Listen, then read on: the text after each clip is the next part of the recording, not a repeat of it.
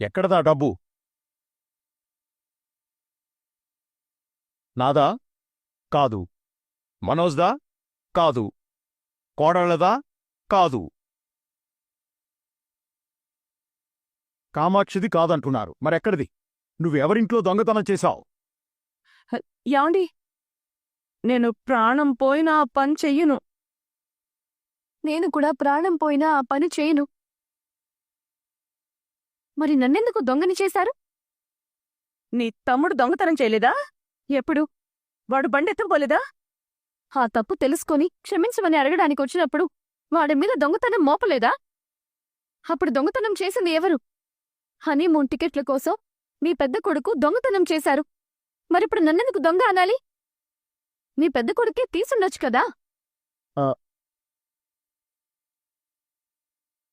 దొంగల కుటుంబం మాదే అయితే నా నగలు తీసి మీ పెద్ద కొడుక్కిచ్చారు. 40 లక్షలు ఎత్తుకుపోయాడు.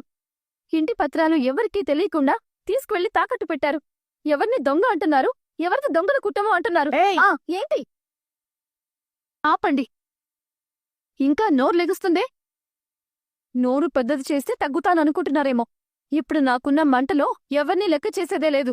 ఏమనుకున్నారు? ఇంతకీ ఆ 2 లక్షలు కామాక్షత్తవేనా? చెప్పండి త్యాగమూర్తి గారు. ఆ డబ్బు ఎలా వచ్చిందో నేను చెప్పనా? మావయ్య, మా తమ్ముడు మీద పెట్టిన కేసు ఎందుకు వెనక్కి తీసుకున్నాను అని చెప్పారు? మీ తమ్ముడి చదువు భవిష్యత్తు పాడవుతుందని. కాదు. అంత పెద్ద మనసు అత్తయ్యకి లేదు.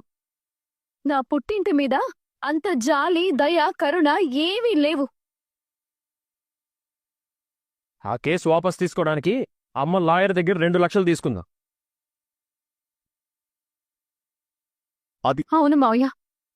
మేం చచ్చి చెడి అక్కడ ఇక్కడ తిరిగి వాళ్ళని వీళ్ళని అడిగి అప్పు సప్పు చేసి రూపాయి కూడబెట్టి 4.5 లక్షలు జమ చేసి లాయర్ చేతిలో పెడితే అందులో 2 లక్షలిస్తే కాని కేసు వాపస్ తీసుకోనని మొండికేసిన అత్తయ్య గారిని ఏమనాలి? అపర త్యాగమూర్తి అనాలా? పెద్ద మనసుతో కేసు వాపస్ తీసుకుంది అనాలా? ఒకవేళ 2 లక్షలే గనక లాయర్ ఇచ్చుండకపోతే నా తమ్ముణ్ణి ఖచ్చితంగా జైలుకి పంపించుండేవారు. అవునా?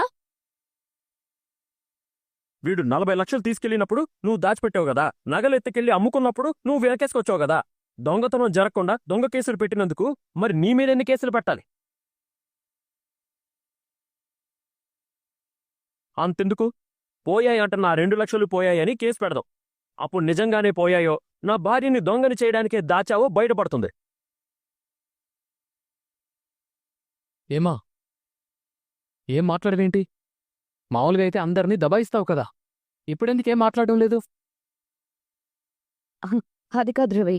శివ మీరు కేసు వెనక్కి తీసుకున్నాక ఎంత గొప్ప పని చేశారో అని అందరూ అనుకున్నాం. నాకు ఓ మూల ఆంటీ అంత మంచి పని ఎలా చేస్తారా అని డౌట్ వస్తూనే ఉంది. 2 లక్షల లంచం తీసుకుని కేసు వాపస్ తీసుకున్నారన్నమాట. బాబోయ్, ఇలా కూడా ఉంటారా? మా అమ్మని అంటారేంటి?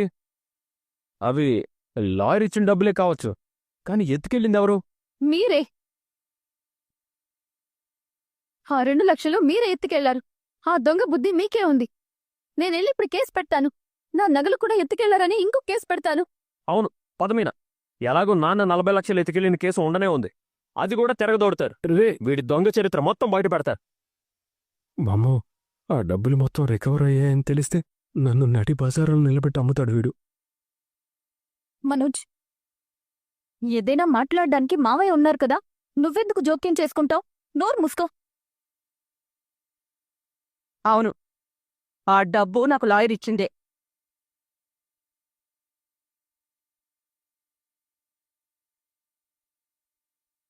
నేను కేసు వాపస్ తీసుకోననే అన్నాను.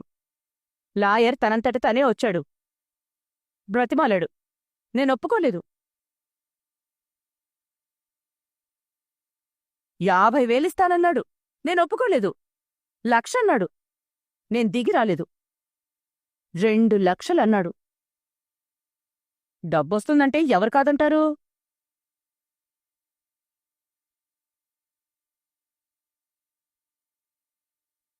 2 లక్షలు తీసుకుని కామాక్షి ఇంట్లో దాచిపెట్టాను. కేసు వాపస్ తీసుకున్నాను. తప్పా? నోర్మోయ్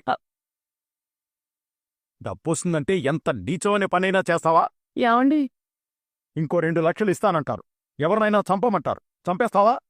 ఇంకా నువ్వేదో ఘనకార్యం సాధించినట్టు గర్వంగా ఠీవిగా జవాబు చెప్తున్నావు. సిగ్గుండాలి. ఆడపుట్టికే పుట్టావా? నాకు తెలియకుండా ఇలాంటి దరిద్రమైన పనులు చేస్తున్నందుకు నిన్ను బయట గెంటేయాలి.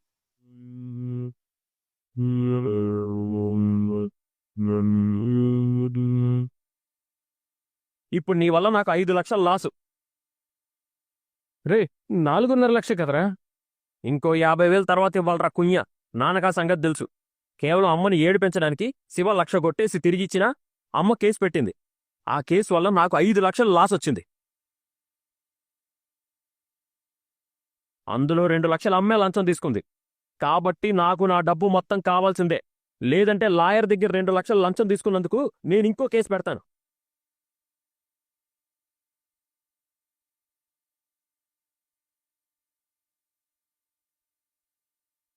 రేయ్! ఏంటి? తగ్గు. సిగ్గుచేటు. అనవసరంగా శివగాడిని దొంగం చేసావు. ఉత్తపుణ్యానికి నా భార్యను దొంగం చేసావు. అందరి ముందు నా భార్య పరువు తీసావు. దొంగతనం జరగకుండా దొంగ కేసులు పెట్టేవాళ్లు కూడా దొంగలతో సమానమే. నేను అదే లాయర్ని పట్టుకుని మీనా తరపున పరువు నష్టం దావా వేస్తాను. పాత నేరాలన్నీ బయటపెట్టి ఇంకో కేసే ఇస్తాను. బాలు, జరిగిందేదో జరిగింది. అత్తయ్య మీద కేసు పెట్టి మనింటి పరువు తీస్తావా? ఏ? ఇంటి కోడల మీద కేసు పెడతానని ఎగిరిపడిందే. అప్పుడు నువ్వు ఇంటి పరువు గురించి మాట్లాడలేదే? నాకు ఖచ్చితంగా 4.5 లక్షలు ఇవ్వాల్సిందే. వింటున్నావు కదా? వాడి డబ్బు వాడికివ్వు. నేను అంత డబ్బు ఎక్కడి నుంచి తెస్తానండి? అంత సింపుల్గా దాచేస్తే కుదరదు. కట్టి తీరాల్సిందే. 1 కాదు 2 కాదు 5 లక్షలు నాన్న. అమ్మ ఎక్కడి నుంచి తెస్తుంది నాన్న? నువ్వెవరా? నా దగ్గర ఎక్కడవి? అయితే అన్ని మూసుకు కూర్చో. ఏది ఏమైనా సరే, ప్రభావతి చేసిన గొడవ వల్ల, వేసిన నిందల వల్ల, అమాయకుల్ని దొంగల్ని చేయడం వల్ల పాలుకి 5 లక్షలు నష్టం కాబట్టి ఆ డబ్బు ఎలాగైనా కట్టి తీరాల్సిందే. కూలికి పోతావో, ఉద్యోగానికే పోతావో, పెద్దోడిలాగా గుడి ముందు అడుక్కు తింటావో మాకనవసరం.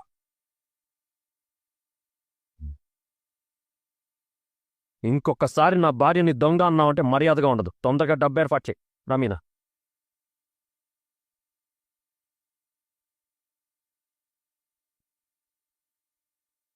రోహిణి, చూస్తున్నావా మన బిజినెస్ ఎంత బాగా డెవలప్ అవుతుందో?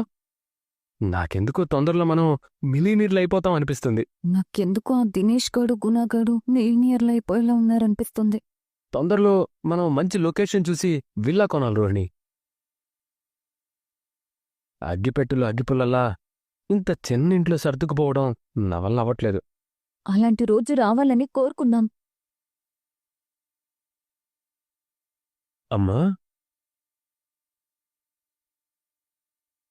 ఏంటమ్మా ఇంకా పడుకోలేదా?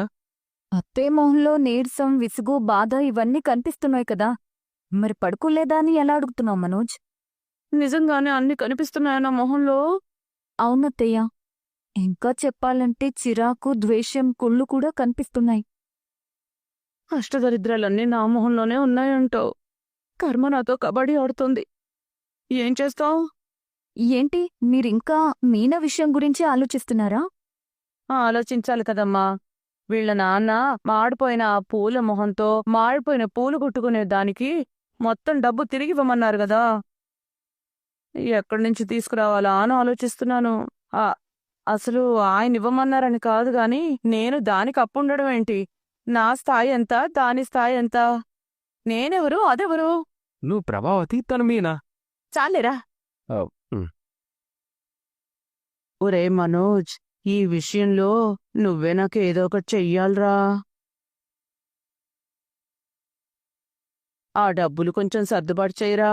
దాని మొహాన కొడతాను. అమ్మా, నేనేమి ఏటీఎంని కాదు. కార్డు పెట్టి బటన్ నొక్కగానే డబ్బులు బయటికి రావడానికి. 100-200 అంటే సర్దుదాను, కానీ అంత డబ్బు నేను ఎక్కడి నుంచి తీసుకురావాలమ్మా? అదేరా, నీకా డీజీఎం వాళ్ళు ఇచ్చుంటారు కదా, దానిలోంచి తీసివ్వు. తల్లి కోసం ఆ మాత్రం సర్దుబాటు చేయలేవా ఏంటి? వాళ్ళిచ్చిన డబ్బులని ముంబై వాడికి పంపాలి కదమ్మా. టైంకి డబ్బులు ఇవ్వకపోతే వాడికి మన మీదున్న నమ్మకం పోతుంది. తర్వాత మనం పంపాల్సిన ఆర్డర్లు పంపడు. మనతో పెట్టుకున్న డీల్స్ అన్నీ క్యాన్సిల్ చేస్తాడు. అప్పుడు మన బిజినెస్ మూతపడుతుంది, మేము రోడ్డున పడతాం. అవసరమా ఇవన్నీ? అదేంట్రా అంత మాట అనేసావు? నీ చిన్నప్పుడు నా అవసరాలన్నీ పక్కన పెట్టుకుని డబ్బులు పోగేసి నీకిచ్చేదాన్ని. ఇప్పుడు నా కోసం నువ్వు సర్దుబాటు చేయలేవా? అంటే అతనికివ్వాలని చెప్తున్నాడు కదత్తయ్య. లేదంటే మీకివ్వడానికి ఎందుకు ఆలోచిస్తాడు? తనకి ఇంట్లో మీకంటే ఇష్టమైన వాళ్ళు ఇంకెవరున్నారు? ఇష్టం ఉంటే సరిపోతుందా? కష్టాల్లో ఉన్నప్పుడు ఆదుకోవాలి గదా. కనీసం 3 లక్షలైనా ఉంటే చూడరా, నీకు పుణ్యం ఉంటుంది. ఉంటే ఇచ్చేవాళ్లే కదమ్మా. అంటే ఇప్పుడు ఇవ్వనంటావా? ఇవ్వలేను అని అంటున్నానంతే. అంతేలేరా, నిన్నొక్కడ్నే కడుపులో పెట్టి చూసుకున్నందుకు నాకీ కడుపు తీపి ఉండాల్సిందే. అమ్మా, నన్ను తల్లికి ద్రోహం చేసిన కొడుకులా నువ్వు చూడకమ్మా. డబ్బులు లేవని అలా అన్నాను. సరే, ఓ పంచి, నాకు కొంచెం టైం ఇవ్వు, ఎక్కడన్నా అడిగి చూస్తాను. నీతో పెట్టుకుంటే నా పని అవ్వదని నాకు అర్థమైపోయిందిరా. అయినా నా కోడల్ని పక్కన పెట్టుకుని నిన్నడుగుతున్నాను చూడు. అటు తిరిగి ఇటు తిరిగి నాకు చెక్ పెట్టేలా ఉందేంటి? అమ్మో, నన్నే అడగబోతుందా? అమ్మ రోహిణి, చూస్తున్నావు కదా నేను ఎలాంటి పరిస్థితుల్లో ఉన్నానో. ఒక్కసారి మీ మలేషియా మావయ్యకి ఫోన్ చేసి డబ్బులడగమ్మా. అది అత్తయ్య, నేను 2 రోజుల క్రితమే ఫోన్ చేశాను. నంబర్ కలవలేదు. ఓ అవునా, ఒకసారి ఇప్పుడు చేసి చూడమ్మా. లక్షల్లో వ్యవహారం కాబట్టి ఆయనకి చాలా చిన్న విషయం. ఎడం చేత్తో ఫోన్ మాట్లాడుతూనే కుడి చేత్తో కొట్టేస్తారు. ఎవరిని? అదేనమ్మా, డబ్బులు అకౌంట్కి కొట్టేస్తారు అంటున్నా. ఫోన్ మాట్లాడమ్మా.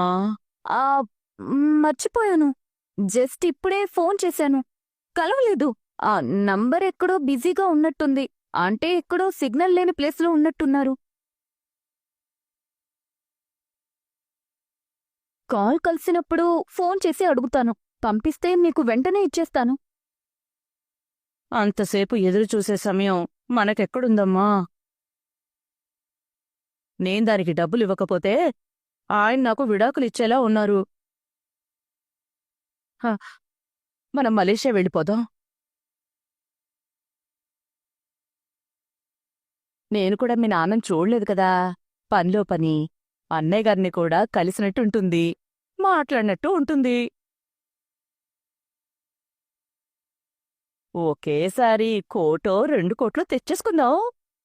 మనకు కావలసినప్పుడల్లా ఫోన్ చేసి అడగాలంటే వాళ్ళకు కూడా ఇబ్బందిగా ఉంటుంది కదా. అమ్మో, ₹1,00,00,000! అత్యాశకి అత్త విషయం వేసినట్టున్నారివిడ. ఇప్పుడు కంట్రోల్ చేయకపోతే నాకు చెప్పకుండా మలేషియా వెళ్ళిపోయి, మలేషియా వచ్చానమ్మా, మీ నాన్న ఎక్కడుంటాడు అని అడిగేలా ఉన్నారు. టికెట్లు బుక్ చెయ్యమ్మా. ఇప్పుడు మలేషియా ఎందుకమ్మా? అదేమన్నా అనకాపల్లా పక్కనే ఉందనుకుంటున్నావా? ఎక్కడుంటే ఏంట్రా, టికెట్ తీసుకుని ఎక్కి కూర్చుంటే వాళ్లే తీసుకెళ్తారు. ఓహో, ఆధార్ కార్డు చూపించి అక్కడికి ఫ్రీ బస్సులో వెళ్ళిపోదాం అనుకుంటున్నావా? ఏ తీసుకెళ్ళరా? అర్థమైందమ్మా. నీ ప్రభావమే నా మీద ఎక్కువగా ఉండటం వల్లే నేను ఇలా తయారయ్యాను. మలేషియాకి విమానంలో వెళ్ళాలి. దానికి పాస్పోర్ట్, వీసా ఇవన్నీ అవసరపడతాయి. నీ దగ్గర పాస్పోర్ట్ సైజ్ ఫోటో కూడా లేదు. మలేషియా వెళ్ళిపోతా ఉంటాం. మలేషియా అవన్నీ మన రోహిణి చూసుకుంటుంది. అమ్మ రోహిణి, నీకలాంటివన్నీ తెలుసు కదా, నువ్వు చూసుకుంటావు కదా. తెలుసత్తయ్య. కాకపోతే ఇప్పుడు మనం అక్కడికి వెళ్తే ఒక చిన్న సమస్య కూడా ఉంది. సమస్య ఏంటమ్మా? అంటే అది మనక్కూడా కేసులో ఇన్వాల్వ్మెంట్ ఉందనుకొని పోలీసులు మనల్ని కూడా అరెస్ట్ చేస్తారు. అనవసరంగా అక్కడికి వెళ్ళి వాళ్ళకి దొరికిపోవడం అవసరమా? అయితే ఏదో ఒకటి చెయ్యమ్మా. ఈ అత్తయ్య కష్టాల్లో ఉన్నప్పుడు గట్టున పడేయాల్సింది మీరే కదా. చేసి చూడమ్మా. మే మామకి ఫోన్ చేసి మాట్లాడు. అర్జెంటుగా డబ్బు కావాలి అని అడుగు. అయ్యో, వదిలేలా లేదే నన్ను. అది కాదత్తయ్యా, మావయ్యని పదే పదే ఇబ్బంది పెట్టలేను. మొన్నే ఆయన తీర్థయాత్రలకి వెళ్లారు. ఇప్పుడు ఆయన మనకి దొరికే అవకాశమే లేదు. ఇంకా వేరే ఏదైనా ఆలోచిద్దాం. ఎలా చూసినా డబ్బులు అందేలా లేవు. ఇప్పుడు నేనేం చెయ్యాలి? ఉమ్, ఆ ఒక పని చేస్తాను. ఆ పోలీస్ కంప్లైంట్ ఏదో ఇచ్చేస్తాను. వాళ్లే ఎంక్వైరీ చేసి కామాక్షి వాళ్ళింట్లో పోయిన ఆ డబ్బు ఎవరు తీశారో పసిగడతారు. కనీసం ఆ 2 లక్షలు దొరికినా తీసుకెళ్లి దానికిచ్చేస్తాను. ఏంటి, ఆ దొంగల మీద కేసు పెడతారా? అలాంటి పిచ్చి పని మాత్రం చేయకండత్తయ్యా. ఏమ్మా, ఎందుకని? లేకపోతే మనకి డబ్బులు దొరికే అవకాశమే లేదు కదా. మీరలా కేసు పెడితే వాళ్ళొచ్చిన డబ్బుల్లో సగం నొక్కేసి ఇవే దొరికాయని చెప్పి ఒక 50,000-60,000 వేలో మీ చేతిలో పెడతారు. మిగతా డబ్బులేంటి మీరెక్కడుంచి తెస్తారు? ఓహో, ఇలా కూడా జరుగుతుందన్నమాట. మరీ అంత మోసం జరగదులే గాని నువ్వైతే కంప్లైంట్ ఇచ్చేయమ్మా. మనోజ్, వద్దంటున్నాను కదా. అమ్మని కంప్లైంట్ ఇవ్వమంటే నువ్వెందుకు అంత కంగారు పడుతున్నావు? కంప్లైంట్ ఇస్తేనే కదా అసలు దొంగ ఎవరో తెలిసేది. అలా కాదు మనోజ్. పోలీస్ కంప్లైంట్ ఇస్తే మన ఇంటి గుట్టు వీధిలో పెట్టుకున్నట్టే. మన గురించి అందరూ మాట్లాడుకునే అవకాశం ఇద్దామంటున్నావా? అది కదమ్మా, ముందసలు ఆ డబ్బు ఎవరు కొట్టేశారో తెలుస్తుంది కదా. రేపే కామాక్షిని తీసుకెళ్ళి పోలీస్ కంప్లైంట్ ఇచ్చేస్తాను.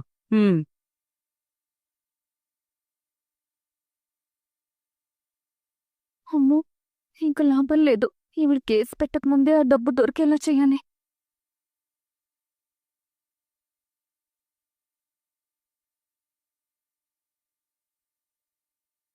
నేను పెళ్లిపీటల మీద ఒంటరిగా కూర్చున్నప్పుడు నా జంటగా మీరు నా జీవితంలోకొచ్చారు. అప్పుడు నా దృష్టిలో మీరొక రౌడీ. ఇప్పుడు మీరే నా హీరో. అప్పుడు మన ఆలోచనలే వేరు. ఇప్పుడు ఇష్టాలన్నీ ఒక్కటయ్యాయి. ఒకరి కోసం ఒకరమయ్యాం. మనల్ని చూసి చుట్టూ ఉన్న వాళ్ళు కుళ్ళుకుంటారేమో కాని అప్పుడప్పుడు మన మధ్య తెలియని దూరం వచ్చిపోతుంది. నా మీద మాట పడనివ్వరు, ఈగ వాళ్ళనివ్వరు. నన్ను ఎందుకింతలా ప్రేమిస్తున్నారు? నేరుగా మిమ్మల్ని అడగాలి అని ఉన్నా సిగ్గడ్డొస్తోంది. అందుకే మీరు నిద్రపోతున్నప్పుడు మీ గుండెని అడుగుతున్నాను.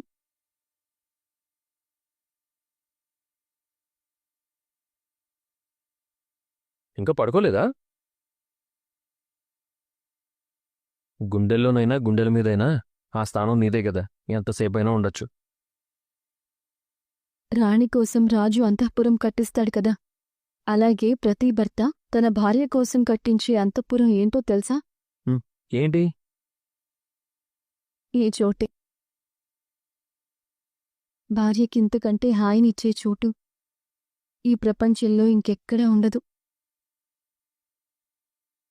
నిద్రపోకుండా నువ్వు ఇవన్నీ ఆలోచిస్తూ కూర్చున్నావా? కాదు. మరి? మీరు ఎంతో ఇష్టంగా కొన్న చీర కారులో చిక్కుకొని చిరిగిపోయింది కదా, అది తలుచుకుంటే బాధగా ఉంది. నీకోసం 2 కుటుంబాలు, 10 మంది స్నేహితులు పనులు మానుకుని ఊరంతా గాలించి సినిమా లెవెల్లో చేజింగులు చేసి, రిస్క్ చేసి, ఫైట్లు చేసి నిన్ను కాపాడుకుంటే అవన్నీ మర్చిపోయి చీర గురించి ఆలోచిస్తున్నావా? నేను ఆ చీరలో అల్లుకున్న నూలు పోగులు చూడట్లేదు. మనిద్దరి మధ్య అల్లుకున్న బంధాన్ని చూస్తున్నాను. అది కేవలం 6 గజాల వస్త్రం మాత్రమే అయితే ఆలోచించేదాన్ని కాదు.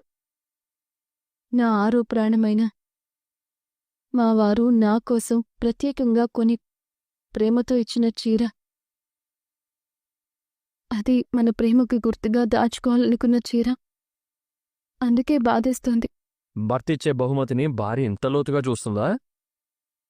ఇచ్చిన మీకెలా ఉంటుందో కాని తీసుకున్న మాకు మాత్రం అమాంతం ఆకాశాన్ని తాకినంత సంతోషంగా ఉంటుంది. ఆహా, ఆ చీర ముక్క మీ దగ్గరే ఉంది కదా.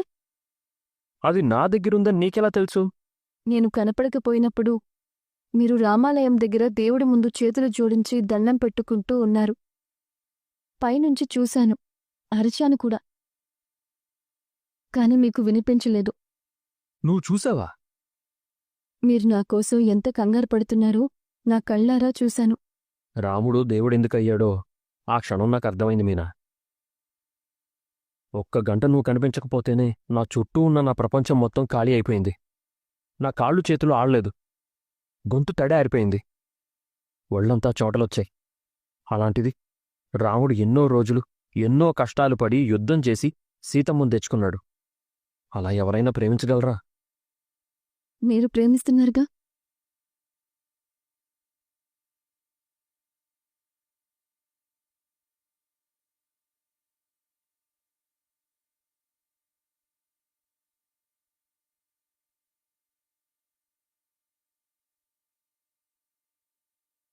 మీ షోరూమ్ ఉంది కదే, ఆ డబ్బులేదో అక్కడే అడ్జస్ట్ చేసుకోవచ్చు కదా. ఇప్పుడిప్పుడే లాభాలొస్తున్నాయి కదా. మనకు కావలసినంత డబ్బు దొరకాలంటే ఇంకా టైం పడుతుంది. ఇంకెక్కడైనా చూడాలి. ఏ మాటకా మాట చెప్పుకోవాలి కాని కర్మ సిద్ధాంతం కరెక్టేనే. మనం చేసే పనులు మనకే తిరిగొస్తాయంటే ఇదే కదా. ఏంటి అలా చూస్తున్నావ్? నువ్వేమో బాలు మీనాని ఇంట్లో నుంచి పంపించేయాలని ఆ శివ దొంగతనం చేసిన వీడియోని గునాకిచ్చావ్. అదంతా అటు తిరిగి ఇటు తిరిగి మీ అత్తయ్య ఇంట్లో నుంచి వెళ్ళిపోయేదాకొచ్చింది. కేసు వెనక్కి తీసుకోవడానికి లాయర్ దగ్గర డబ్బులు తీసుకుంది. ఆ డబ్బులేమో నువ్వు కొట్టేశావు. ఇప్పుడు ఆ మీనా వాళ్ళకివ్వడానికి నువ్వే ఎక్స్ట్రా 3 లక్షలు ఇవ్వాల్సొచ్చింది. చూసావా, దీన్నే కర్మ ఈజ్ బ్యాక్ అని అంటారు. నేనే టెన్షన్లో ఉన్నాను. నన్నింకా ఇరిటేట్ చేస్తావెందుకే? అంత నా కర్మ. అత్తే 2 లక్షలు ఆ లాయర్ దగ్గర కొట్టేసింది. తను నోరు విప్పదేమో అనుకున్నాను. కాని నాకంటే మరీ డేంజర్ కదా. ఏదేదో అయిపోయింది. అత్తే నా దగ్గరకొచ్చి మీ మలేషియా మావయ్యకి ఫోన్ చేసి డబ్బులడుగు, మలేషియా వెళ్ళిపోదామని ఏదేదో చెప్తుంది. చచ్చినట్టు ఇస్తానని మాటిచ్చాను. చెడపకురా చెడేవు అన్నట్టుంది నీ పరిస్థితి. అంటే ఇప్పుడు నేను చెడ్డదాన్నంటావా? సామెత చెప్తున్నానే. నువ్వుండవే. నేనసలే కష్టపడి సంపాదించుకున్న డబ్బులన్నీ చేజారిపోతున్నాయని ఫీల్ అవుతుంటే బాలు మీనా కూడా ఇలాగే ఆలోచిస్తారు కదా. పాపం వాళ్ళు కూడా శివని కాపాడుకోవడానికే అప్పులు చేశారు. నువ్వేంటే ఎప్పుడూ వాళ్ళకే సపోర్ట్ చేసి మాట్లాడతావ్? నువ్వు ఆ వీడియో లీక్ చేయకుండా ఉండుంటే అసలు ఈ సమస్య వచ్చుండేదే కాదు. నీ దగ్గర మొదలైన సమస్య నీ దగ్గరే ముగుస్తుందే. మరింకేం చేయమంటావ్? మా దినేష్ టార్చర్ నుంచి తప్పించుకోవడానికి ఇదొక్కటే దారనుకున్నాను. కాని నేను అనుకున్నది జరగకుండా సమస్య తిరిగొచ్చి నా మెడకే చుట్టుకుంది. ఏం చేయను? అది సరే, నువ్వు మెడ అంటే గుర్తొచ్చింది. నువ్వు నీ తాలిబొట్టు తాకట్టు పెట్టి మీ అత్తయ్యకి డబ్బులిస్తావే అనుకో.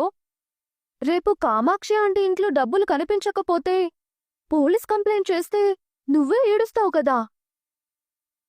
దాన్నెలా మేనేజ్ చేస్తావ్? ఆ పోయిన డబ్బులు తిరిగొచ్చేస్తే మా అత్తయ్య కేసెందుకు పెడుతుంది? ఇప్పుడు ఆ డబ్బులు ఎక్కడి నుంచి వస్తాయి?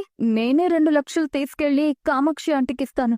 ఓహో, ఇప్పుడు ఆ డబ్బులు నువ్వే దొంగిలించానని చెప్తావా? అలా చెప్తే నన్ను ఇంట్లో నుంచి పంపించేస్తారు. మరేం చెప్పిస్తావ్? నా దగ్గర ఒక ఐడియా ఉంది. కామాక్షి ఆంటీ ఇంటికెళ్తున్నాను, చెప్తా.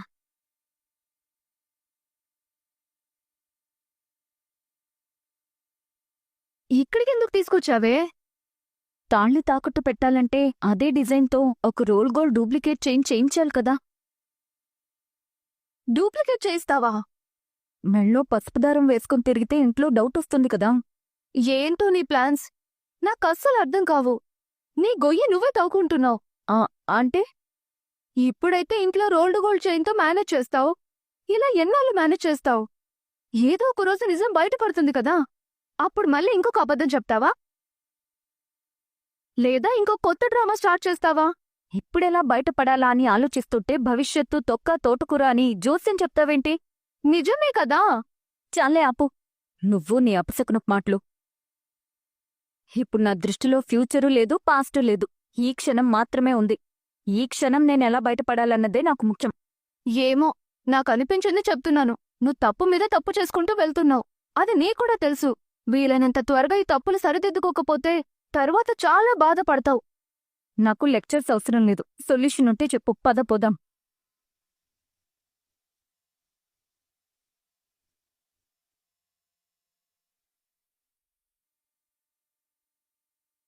నువ్వు ఈ ఇంటికొచ్చినప్పుడల్లా ఎవరో తరుముతున్నట్టు వస్తావు. దాక్కున్నట్టు కూర్చుంటావు. దొంగలా భయపడుతూ ఉంటావు. ఆ అయ్యో నా ఉద్దేశం అది కాదు. హహ, బాగా కంగారు పడుతూ ఉంటావని చెప్తున్నాను. ఇప్పుడైనా కాస్త ప్రశాంతంగా కూర్చో. నీకోసం వేడివేడిగా టీ పెట్టి తీసుకొస్తాను. ఆంటీ నాకిప్పుడేం వద్దు. పోనీ భోజనం చేస్తావా? నాటుకోడి పులుసు, చేపల ఈగురు చేశాను. అయ్యో నాకసలు ఆకలే లేదు. ఓహో, డైటింగ్ చేస్తున్నావా? అవునులే, బ్యూటీ పార్లర్లో పనిచేసే బ్యూటీ పార్లర్ ఓనర్వి కదా. నువ్వు స్లిమ్గా చూడచక్కగా కనపడితేనే కదా నీ దగ్గరకొచ్చేవాళ్లు నీలా మారాలనుకునేది. ఆహా, సరే అమ్మా, కూర్చో కూర్చో కూర్చో. ఆ ఏంటమ్మా, ఈ మధ్య మా ఇంటికి బాగా వస్తున్నావ్? ఆంటీ మీద అంత ప్రేమ పెరిగిపోయిందా? మీతో ఒక చిన్న పనుండొచ్చానంటీ. పనా? నేను ఈ వయసులో ఏం చేయగలనమ్మా? మార్కెట్కి వెళ్ళి కూరగాయలు తెచ్చుకోవటం, ఆ పార్లర్కు వెళ్ళి పాలు పెరుగు తెచ్చుకోవడం తప్ప ఏవీ చేయలేకపోతున్నాను. వయసైపోతోంది కదా, అన్నీ మీ అంకులు గారే చూసుకుంటున్నారు. ఇంకా ఆంటీ నేను చెప్పేది మీరు పూర్తిగా వింటారా? టీవీ యాంకర్లా మీరే మాట్లాడుతుంటారా? ఆ, సరే సరే చెప్పమ్మా. ఈ మధ్య నేను పదే పదే మీ ఇంటికి ఎందుకు వస్తున్నానో తెలుసా? నాకెప్పుడైనా ఎక్కువగా స్ట్రెస్ అనిపించినప్పుడు మిమ్మల్ని చూసినా, మీతో మాట్లాడినా, మీతో కాసేపున్నా ఆ స్ట్రెస్ అంతా తగ్గిపోతుంది. నిజం చెప్పాలంటే మీలో మా అమ్మని చూసుకుంటాను. నిజంగానా? మా పెళ్ళైన కొత్తలో మీ అంకుల్ గారు కూడా నాలో వాళ్ళ అమ్మని చూసుకున్నాను అన్నారు. ఇప్పుడు నువ్వు అంటున్నావు. ఇలా మీ అందరికీ నాలో మీ అమ్మలెందుకు కనిపిస్తున్నారో నాకర్థం కావటం లేదు. ఈవిడికి బిస్కెట్ వేద్దామని ఇక్కడికొస్తే ఈవిడేంటి నాకు మెంటలెక్కించేస్తుంది. మనల్ని ఎక్కువగా అభిమానించే వాళ్ళని చూసినప్పుడు మనకలాంటి ఫీలింగే కలుగుతుందంటీ. అయినా నీకేంటమ్మా, మీ ఆయనకి పెద్ద బిజినెస్ ఉంది. మీ అత్తయ్య కన్న కూతురి కంటే ఎక్కువ ప్రేమగా చూసుకుంటోంది. ఇంకా నీకు స్ట్రెస్ ఎందుకుంటుందమ్మాయ్? ఏం చెప్పమంటారాంటీ? ఇంట్లో ఎప్పుడూ ఏవో గొడవలు జరుగుతూనే ఉంటాయి కదా. మీకు తెలియందేముంది, ఆ బాలు మీనా వల్ల ఇంట్లో ఎవ్వరికీ మనశ్శాంతే ఉండదు. అన్నట్టు నాకిప్పుడే గుర్తుకొస్తోందమ్మాయ్. నేను బాలుతో నిజం చెప్పానని మీ అత్తయ్యకి అనుమానం వచ్చినట్టుంది. అందుకునే అనుకుంటా నా మీద కోపంగా ఉంది. ఈ విషయంలో కూడా మీ ఇంట్లో పెద్ద గొడవే జరుగుంటుంది కదా? అయ్యిందంటీ, చాలా పెద్ద గొడవే అయ్యింది. మామయ్య, బాలు కలిసి అత్తయ్య మీద పడిపోయారు. ఇష్టం వచ్చినట్టు తిట్టారు. చివరిగా మీనాకి అత్తయ్య 5 లక్షల డబ్బులివ్వాలని మావయ్య గారు గట్టిగా చెప్పారు. 5 లక్షలే? డబ్బులున్నప్పుడు నీళ్లలా ఖర్చు పెట్టి, డబ్బులు లేనప్పుడు తెల్లమొహం వేస్తుందమ్మా మీ అత్తయ్య. ఇప్పుడు ఒట్టి చేతులతో ఉన్నట్టుంది.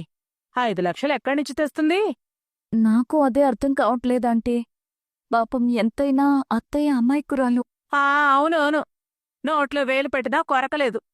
వదిన అమాయకత్వం గురించి నువ్వు నేనే మాట్లాడుకోవాలి. అందుకే అత్తయ్యకి నా వంతు సాయం చేద్దామని నేను ముందుకొచ్చాను. అంతేనమ్మా, నీలాంటి కోడళ్ళు ఉండటం వల్లే అలాంటి అత్తలు నెత్తిమీద తడిగుడ్డేసుకుని పడుకుంటున్నారు. ఇప్పుడు ఇంట్లో పరిస్థితులు చూస్తుంటే అత్తయ్య మావయ్య విడిపోతారేమోనని భయం వేస్తుంది. దానికి ఒక సొల్యూషన్ చూడాలని అనుకుంటున్నాను. అది మీతో మాట్లాడాలని ఇక్కడికొచ్చానంటీ. ప్రభాతి వదిన సమస్యని ఆ పరమశివుడు కూడా పరిష్కరించలేడు. మనిద్దరం మాత్రం ఏం చేయగలం అమ్మాయి?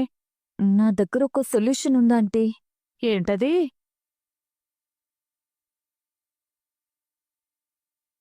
అరెరే, భలే మెరిసిపోతోందమ్మాయ్. మెరుగు పెట్టించావా? ఇది ఒరిజినల్ గోల్డ్ కాదంటీ, రోల్డ్ గోల్డ్. అవునా?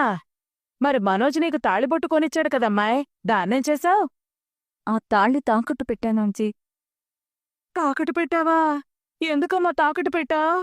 అత్తయ్యని కాపాడ్డానికి, వాళ్ళిద్దరి బంధాన్ని నిలబెట్టడానికి, ఆ కుటుంబం చల్లగా ఉండడానికి నాకిది తప్ప వేరే దారి కనపడలేదు. అందుకని నీ మంగళసూత్రాన్ని త్యాగం చేసి ఆ ఇల్లు మంగళప్రదంగా ఉండాలని కోరుకున్నావా? బంగారం దేవుందాంటీ, బంగారం లాంటి అత్తయ్య దొరికారు నాకు. అందుకే ఆ తాళ్ళని తాకట్టు పెట్టాను. నేను ఇప్పుడు మీకు 2 లక్షలు డబ్బిస్తాను. మీరు మీ ఇంట్లో పోయిన డబ్బు ఇదే అని చెప్పి అత్తయ్యకివ్వండి. అయ్యో, నేనివ్వడం ఎందుకమ్మాయ్? నీ చేతులతో నువ్వే ఇవ్వచ్చు కదా. అప్పుడు నీ మీదింకా గౌరవం పెరుగుతుంది మీ అత్తయ్యగారికి. వద్దాంటీ, నాకు సాయం చేయడం ఇష్టం కానీ చేశానని గొప్పలు పోవడం ఇష్టం లేదు. పైగా అత్తయ్య కూడా నేనిస్తే అది సహాయం అని అనుకుంటుంది. అదే మీరా డబ్బులు ఇంకెక్కడో పెట్టినట్టు అవి తర్వాత దొరికినట్టు తీసుకొచ్చిస్తే అవి ఆవిడ డబ్బులేనని సంతోషపడుతుంది. నువ్వు చెప్పింది బానే ఉంది కానీ ఇప్పుడు ఈ డబ్బులు మీనా అయితే ఖచ్చితంగా తీసుండదు. మీ ఇంట్లో వాళ్ళు ఎవరూ తీసే అవకాశం లేదు. మరి ఆ పోలీస్ కంప్లైంట్ ఏదో ఇచ్చేయచ్చు కదా. లేదంటీ, ఇక డబ్బులు పోయిన తర్వాత నుంచి ఇంట్లో సమస్యలు మొదలయ్యాయి.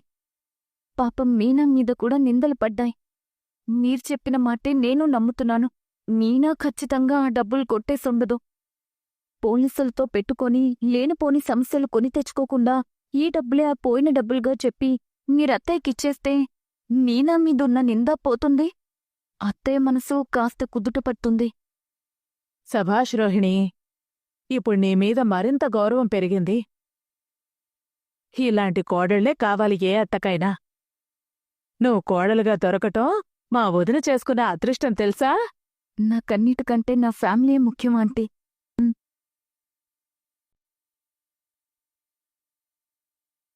ఇప్పుడే ఇవ్వకండి. నేనిక్కడి నుంచి వెళ్ళిపోయాక ఒక అరగంట తర్వాత మీరింటికి రండి. అక్కడివ్వండి. వచ్చే జన్మంటూ ఉంటే నువ్వు నా కోడలుగా రావాలనుకుంటున్నాను రోహిణి.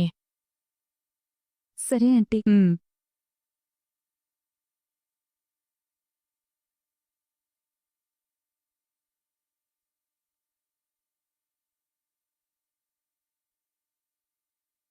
మీనా, అప్పో అబ్బా, అంత తొందర ఏంటి మీనా? పూలు డెలివరీ ఇవ్వాలండి. ఎందుకు మీనా కష్టపడటం? అదేంటండి, మనం కష్టాన్ని కదా నమ్ముకుని బతుకుతున్నాం. నీ పిచ్చిగాని కష్టాన్ని నమ్ముకుంటే మనకేం దక్కుతుంది మీనా? కొంతమందిని చూసి నేర్చుకో. ఎవరో ఒకరి మీద తప్పుడు కేసు పెట్టావే అనుకో, తప్పులేదు. ఆ కేసు వాపస్ తీసుకోవడానికి లక్షల్లో ముట్ట చెప్తారు. నీకో సంగతి తెలుసా? ఎప్పుడో దొంగతనం చేసినా పర్లేదు, మనం ఇప్పుడు కూడా కేసు పెట్టచ్చు. నీ నగలెత్తికెళ్ళిన ఆ తల్లి కొడుకుల మీద కేసు పెడతావా? రేయ్, ఆ డబ్బులు వాడు నెలనెలా నాకిస్తూనే ఉన్నాడు. ముందు 2 లక్షలు కూడా ఇచ్చాడు. అయితే మాగేంటి, మేం కేసు పెట్టామంటే అదంతా చూడాల్సిన పని లేదు. అప్పుడు నువ్వు కేసు పెడతాను అంటే తీసుకునే వెర్రివాళ్ళెవ్వరూ లేరు. మరి నువ్వు కేసు పెడితే తీసుకున్న వాళ్ళు వేరే వాళ్ళ? మనోజ్ గాడు సగం డబ్బు తిరిగిచ్చాడు. మా శివగాడు మొత్తం డబ్బులు తిరిగిచ్చాడు. అయినా నువ్వు కేసు పెట్టలా? నీకొక లా, మాకొక లా కేసులుండవు. అందరికీ ఒకే లా ఉంటుంది. అందరూ కలిసే వచ్చారా? గేటు ముందు కలుసుకున్నావు నాన్నా. ఆ బిజినెస్ మ్యాన్ ఎవరితోనూ కలవడు నాన్న. ఇలాంటి ఇంటిని వేసే వాళ్ళతోనే చేతులు కలుపుతాడు. రేయ్, నేను దొంగతనం ఏం చేయలేదు. కేసు వెనక్కి తీసుకునేందుకు 2 లక్షలు ఇచ్చారు. కాని వెంటనే పోయాయి. ఓ దొంగెవరో నాకు త్వరలోనే తెలుస్తుంది.